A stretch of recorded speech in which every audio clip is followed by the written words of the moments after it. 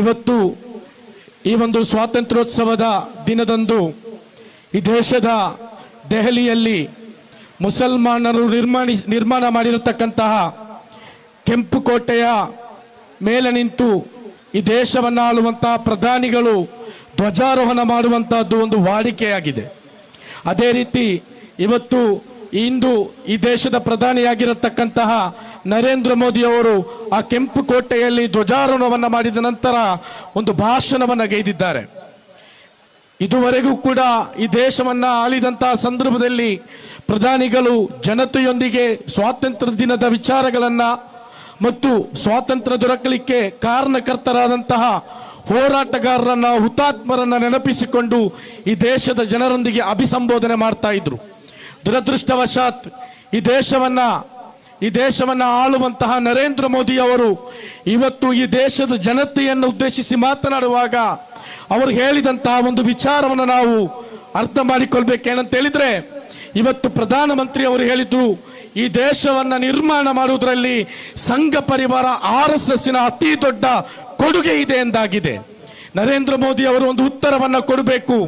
ಯಾವ ಸಂದರ್ಭದಲ್ಲಾಗಿದೆ ಈ ರಾಷ್ಟ್ರವನ್ನ ನಿರ್ಮಾಣ ಮಾಡುವಾಗ RSS ಕೊಡುಗೆಯನ್ನ ನೀಡಿದ್ದು ಅನ್ನೋದನ್ನ ಇದಕ್ಕೆ ದೇಶಕ್ಕೆ ಸ್ಪಷ್ಟಪಡಿಸಬೇಕಾದಂತ ಒಂದು ಜವಾಬ್ದಾರಿ ಮೋದಿ ಅವರಿಗಿದೆ. ದೇಶದ ಹಿನ್ನೆಲೆಗಳನ್ನು ನಾವು ತೆಗೆದುಕೊಂಡು ಹೋದ್ರೆ 100 ವರ್ಷದ ಹಿಂದೆ ಹೋದ್ರೆ 1925ರ ನಂತರ ಗೋಲ್ವರ್ಕರ್ ರಂತಹ, ಹೆಗ್ಡೆವಾರ್ರಂತಹ, ಸಾರ್ವರ್ಕರ್ ರಂತಹ ಸಂಘ ಪರಿವಾರದ ನಾಯಕರುಗಳ ಭಾಷಣಗಳನ್ನ, ಬರಹಗಳನ್ನ, ಬಂಚ್ ಆಫ್ ಥಾಟ್ಸ್ ನಂತಹ ಪುಸ್ತಕಗಳನ್ನ ತೆರೆದು ನೋಡಿದ್ರೆ ಇಲ್ಲಿ ಸ್ವಾತಂತ್ರ್ಯದಲ್ಲಿ RSSಗೆ ಈ ದೇಶದೊಂದಿಗೆ ಪಾಲು ಇತ್ತೋ ಇಲ್ಲವೋ ಅನ್ನುವುದನ್ನ ನರೇಂದ್ರ ಮೋದಿ ಅವರಿಗೆ ಕಲಿಯಬಹುದು ಅನ್ನುವುದನ್ನ ಬಹಳ ಸ್ಪಷ್ಟವಾಗಿ ನಾವು ಹೇಳ್ತೇವೆ.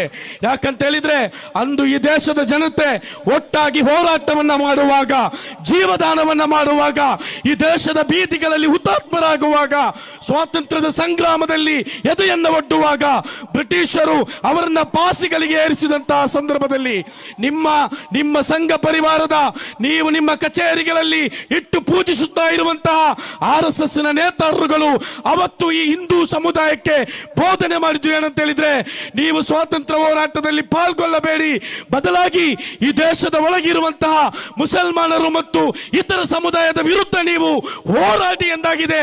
ಆ ಸಂದರ್ಭದಲ್ಲಿ ಸಂಘ ಪರಿವಾರದ RSSನ ನಾಯಕರುಗಳು ಹಿಂದೂ ಸಮುದಾಯಕ್ಕೆ ಬೋಧನೆಗಳನ್ನು ಮಾಡಿದ್ದು, ಅವರುಗಳನ್ನ ರಾಷ್ಟ್ರ ನಿರ್ಮಾಣದಲ್ಲಿ ಪಾಲಿದೆ ಅಂತ ಹೇಳಿದ್ರೆ ಅದನ್ನು ಒಪ್ಪಲಿಕ್ಕೆ ಈ ದೇಶ ತಯಾರಿಲ್ಲ ಅನ್ನೋದನ್ನ ನರೇಂದ್ರ ಮೋದಿ ಅವರಿಗೆ ನಾವು ಹೇಳಲಿಕ್ಕೆ ಇಚ್ಛೆ ಪಡ್ತಾ ಇದ್ದೇವೆ. ಆ ನಂತರ ಸಾವರ್ಕರ್ ಅವರ